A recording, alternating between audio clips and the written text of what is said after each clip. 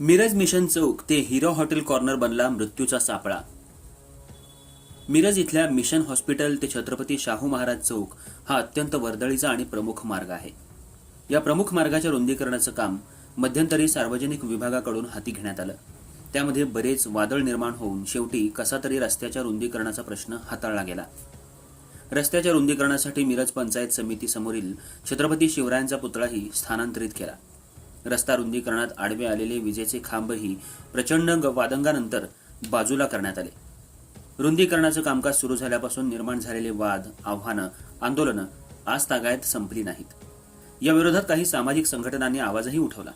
रुंदीकरणानंतर सुरू असणारी रस्त्याची कामं दर्जाहीन स्वरूपाची असल्यानं आरोपही झाले। या रस्त्याचं काम थांबवण्यात आलं। पुढे चौकशी समितीही नेमली गेली। चौकशी समितीचा अहवाल अजूनही गुलदस्त्यात असताना या रस्त्याच्या रुंदीकरणामुळे वाहतूक थोडीफार सुरळीत झाली असं वाटत असतानाच अनपेक्षितपणे रस्त्याच्या मध्यभागी दिवाबत्ती करण्याच्या अनुषंगानं चौकोनी कठडे बांधण्यात आले। याला प्रचंड काळ लोटला। ना दिवाबत्ती उभी केली गेली, उलट रस्त्याच्या मध्येच अपघाताला दररोज निमंत्रण देणारे चौकोनी कठडे उभे केले गेले आणि सुरू झाला मृत्यूच्या सापळ्याचा प्रवास। या प्रचंड वाहतूक असणाऱ्या रस्त्यावर असंख्य व्यावसायिकांचे व्यवसाय सुरू असताना, त्या व्यावसायिकांच्याकडे येणाऱ्या ग्राहकांच्या वाहनांची संख्या प्रचंड असताना आणि प्रशासकीय कुठलीही पार्किंगची व्यवस्था केलेली नसताना इथं अपघातांची शृंखलाच सुरू झाली। कधी हॉटेल व्यावसायिकांना तर कधी किरकोळ व्यापाऱ्यांना दोष देत आवाज प्रतिआवाज उठवायला सुरुवात झाली।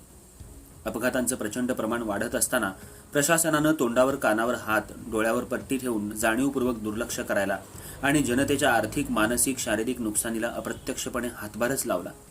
अनपेक्षितपणे दिवाबत्तीचे हे चबुतरे काढायला सुरुवात केल्यानंतर काही संघटनांनी कर्मचाऱ्यांना हुसकावून लावलं। या बांधलेल्या कट्ट्यावरती जरी दिवाबत्ती उभी केली तरी अपघाताचं प्रमाण हे कमी होण्यापेक्षा आणखीन वाढणारच आहे। या गोष्टीकडे गांभीर्यानं कुणीही न पाहता फक्त एकमेकांवर दोषारोप ठेवण्याचा कार्यक्रम सुरू ठेवला। खरंच या रस्त्यावरून ये जा करणाऱ्या जनतेला या संकटातून मुक्त करायचं असेल तर तांत्रिकदृष्ट्या सक्षम असणाऱ्या आणि या रस्त्यावरून वाहतूक ये जा करणाऱ्या आणि या रस्त्यावरच्या व्यावसायिकांच्या दारात वाहतुकीच्या रस्त्यावर उभ्या असणाऱ्या वाहनांचा अभ्यास करून योग्य तो मार्ग काढण्याऐवजी मिरजकरांना वेठीस धरून आणि मिरजेत येणाऱ्या तमाम वाहनधारकांना जेरीस आणण्याचा हा एक प्रकारचा प्रयत्न तर होत नाही ना? प्रशासन, जिल्हाधिकारी, महापालिका आयुक्त, पोलीस आयुक्त यांच्याकडे प्रचंड कार्यक्षमतेची टीम असतानाही हा प्रश्न अजूनही खितपत का पडलाय याचं उत्तर मिळणार का? जर जनतेच्या सुखसुविधेसाठी हा रोड बनवला गेला असेल तर दररोज अपघातांमध्ये असंख्य लोकांना शारीरिक जायबंदी, वाहनांचं आर्थिक नुकसान होते। हे निदर्शनाला येत असताना कोणत्याच प्रक्रियेचा निर्णय घेतला जात नाही याचा दोष कुणाला द्यायचा?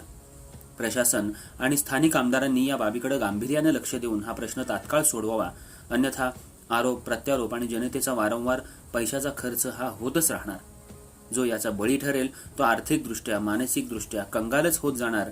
याची दक्षता कोणी घेईल का असा प्रश्न सर्वसामान्य जनतेतून आता ऍक्शन झालेले आहे। इथं शिवाजी रोड म्हणजे मरणाचा रस्ता सुरू झालेला आहे। छत्रपती शिवाजी महाराजांच्या नावाला एक काहीतरी हे दिल्यासारखं ते PWD अधिकाऱ्यांनी आणि महापालिकेने हे करून दिले आहे। परवा दिवशी ते ब्लॉकेज काढत असताना काही समिती आडव्या येऊन त्या समित्यांनी ते ब्लॉकेज काढत असताना मज्जाव केल्यावर ते काम थांबवण्यात आलं। मी आज तर परत त्या समितीला सांगतो, आज पण जे अडचण तुम्ही समिती भरून देणार आहात का?